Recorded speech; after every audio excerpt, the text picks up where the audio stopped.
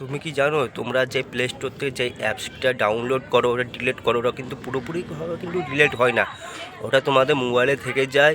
সেই জন্য তোমাদের খুবই অসুবিধা হয়, মোবাইলে স্টোরেজ ফুল হয়ে যায়, অনেক রকমের প্রবলেম দেখায়। তো এইটা সলিউশন কী করে তোমরা ঠিক করবে সেই বিষয়ে আমি তোমাদেরকে বলবো। তো চলো মোবাইলে স্ক্রিনে যাচ্ছে, আর যা পর্যন্ত তোমাদের চ্যানেলটিকে সাবস্ক্রাইব করে দেবে। তো দেখা হচ্ছে ভিডিওতে। তোমরা তোমাদের প্লে স্টোরটা ওপেন করে নেবে। ওপেন করে নেওয়ার পর তোমাদের ওপর লোগোটা দেখতে পাচ্ছ, ওই লোগোটা টিপবে। টিপার পর ম্যানেজ অ্যাপস অ্যান্ড ডিভাইস আছে ওটা টিপবে। টিপার পর ম্যানেজ এই অপশানটা লেখা আছে এখানে টিপবে।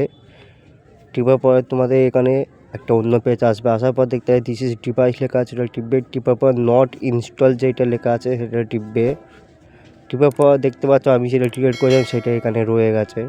তো সব অ্যাপস এখানে রয়ে গেছে, ডিলিট করবে কী করে আমি দেখিয়েছি। ডিলিট করবে কী ঘরগুলো আছে, ঘরের মধ্যে টাইপ চাপবে, এই রাইট চিহ্নগুলো চলে আসবে। আসার পর দেখিয়েছি কী করে উপরে দেখতে পাচ্ছ রিমুভ বলে অপশান আছে, রিমুভে টিপবে। এই যে একটা রিমুভ এটা টিপবে, এটাতে সম্পূর্ণ তোমাদের ডিলিট হয়ে গেছে। আশা করি ভিডিওটা ভালো লেগেছে, তো লাইক করুন একটা।